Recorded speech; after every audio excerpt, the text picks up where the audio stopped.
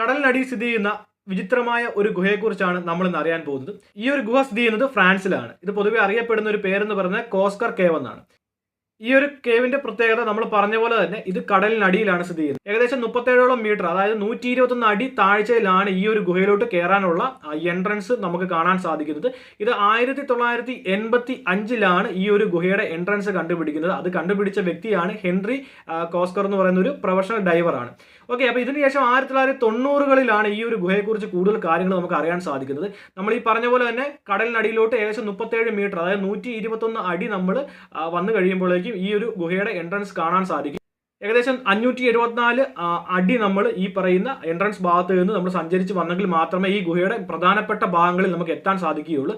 ഈ ഗുഹയ്ക്ക് മറ്റു പ്രത്യേകതകളുമുണ്ട്. ഈ ഒരു ഗുഹയ്ക്കുള്ളിൽ നമ്മൾ ചെന്ന് കഴിയുമ്പോൾ നമുക്ക് മനസ്സിലാക്കാൻ സാധിക്കുന്നത് ചരിത്രാതീത കാലം മുതലുള്ള പല രീതിയിലുള്ള ചുവർ ചിത്രങ്ങളും നമുക്കിവിടെ കാണാൻ സാധിക്കും. അപ്പോൾ നമ്മൾ ഈ ഒരു ഗുഹയെക്കുറിച്ച് കൂടുതൽ അറിയാൻ വേണ്ടി സെർച്ച് ചെയ്തപ്പോൾ നമുക്ക് കിട്ടിയ കുറച്ച് ഫോട്ടോസും കാര്യങ്ങളുമാണ് ഇവിടെ കൊടുത്തിരിക്കുന്നത്. ഇവിടെ നമുക്ക് കാണാൻ സാധിക്കും നൂറ്റാണ്ടുകൾ പഴക്കമുള്ള ചുവർ ചിത്രങ്ങൾ, ഗുഹാ ചിത്രങ്ങൾ നമുക്കിവിടെ കാണാൻ സാധിക്കും. ഈ ഒരു ഗുഹയെക്കുറിച്ച് നമ്മൾ സെർച്ച് ചെയ്തപ്പോൾ ലഭിച്ചൊരു വീഡിയോ ആണ് ഇവിടെ കൊടുത്തിരിക്കുന്നത്. അപ്പോൾ ഇവിടെ നമുക്ക് കാണാൻ സാധിക്കും ആ ഗുഹയിലോട്ട് എങ്ങനെയാണ് കയറി പോകുന്നത്, അതിൻ്റെ റിസ്ക്കും കാര്യങ്ങളും ഒക്കെ എന്തൊക്കെയാണ് നമുക്ക് വളരെ വ്യക്തമായിട്ട് കാണാൻ സാധിക്കും. അപ്പോൾ ആ ഒരു വീഡിയോ കണ്ടു കഴിയുമ്പോൾ നിങ്ങൾക്ക് മനസ്സിലാവും ഈ പറയുന്ന കോസ്കർ കേവ് എന്താണ് എന്നതിനെ കുറിച്ച്. ഗുഹയിലോട്ട് പോകുന്ന ഒരു വീഡിയോ ആണ് ഇവിടെ കൊടുത്തിരിക്കുന്നത്. അപ്പോൾ ഈ ഒരു വീഡിയോ കാണുമ്പോൾ നമുക്ക് മനസ്സിലാവും എത്രത്തോളം അഡ്വഞ്ചറസ് ആയിട്ടുള്ള ട്രിപ്പാണ് ഈ പറയുന്ന കോസ്കർ കേവിലോട്ടുള്ളതെന്ന് നമുക്ക് അറിയാൻ സാധിക്കും. The team has to slowly descend to a depth of 37 meters.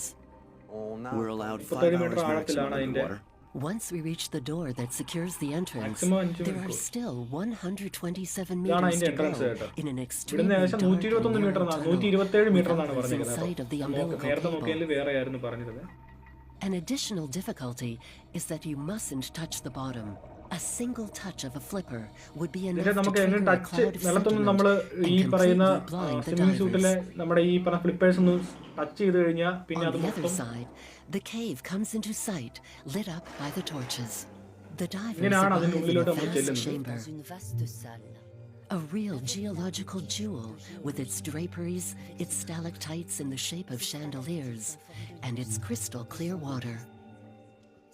Most of the paintings are located in this first area. Magnificent black horses, deer, ibex, and rarely found in prehistory, marine animals such as jellyfish and great auks that attest to the ancient link between man and the sea.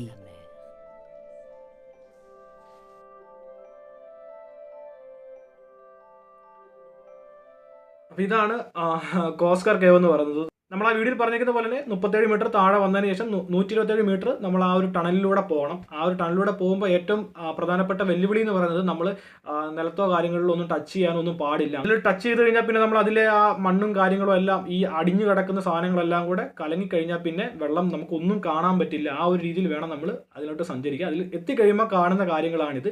ഇതിനകത്ത് ഇപ്പോൾ പലർക്കും സംശയം ഉണ്ടായിരിക്കും, ഈ ചരിത്രാതീത കാലത്തെ ചിത്രരചനകൾ അവിടെ കാണാൻ സാധിക്കുന്നുണ്ട്, ഗുഹാ ചിത്രങ്ങൾ അവിടെ കാണുന്നുണ്ട്.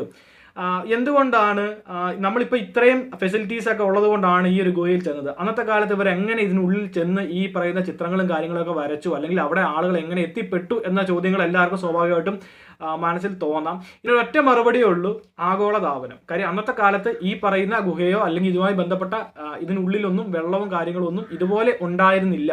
കാര്യം പിന്നീട് ഈ ആഗോളതാപനം കാരണം കടലിൻ്റെ നിരപ്പ് ഉയർന്നതിന് ശേഷമാണ് ഇതിൽ ഇത്രയും വെള്ളമൊക്കെ വന്നത് എന്ന് നമുക്ക് വ്യക്തമായിട്ട് മനസ്സിലാക്കാൻ സാധിക്കും. നമുക്ക് വേണമെങ്കിൽ പറയാം ആഗോളതാപനത്തിൻ്റെ ഒരു അനന്തര ഫലമാണ് ഈ ഗുഹയിൽ കാണാൻ സാധിക്കുന്നത്. അന്നത്തെ കാലത്ത്, അതായത് ഇന്നലെ ഉണ്ടായ സംഭവമല്ല, നൂറ്റാണ്ടുകൾ പഴക്കമുള്ള ഗുഹയാണ്. അപ്പോൾ അന്നത്തെ കാലത്ത് അവിടെ ഈ പറയുന്ന പോലെ വെള്ളം കയറിയിട്ടില്ലായിരുന്നു. അതുകൊണ്ടാണ് അവിടെ ഈ ചിത്രങ്ങളും കാര്യങ്ങളൊക്കെ വരയ്ക്കാൻ സാധിച്ചതെന്ന് നമുക്ക് മനസ്സിലാക്കി എടുക്കാൻ സാധിക്കും. ഓക്കെ, അപ്പോൾ ഇതുപോലുള്ള ടോപ്പിക്സ് ഇൻട്രസ്റ്റ് ഉള്ളവരുണ്ടെങ്കിൽ തീർച്ചയായിട്ടും നമ്മുടെ വീഡിയോയ്ക്ക് സപ്പോർട്ട് ചെയ്യുക.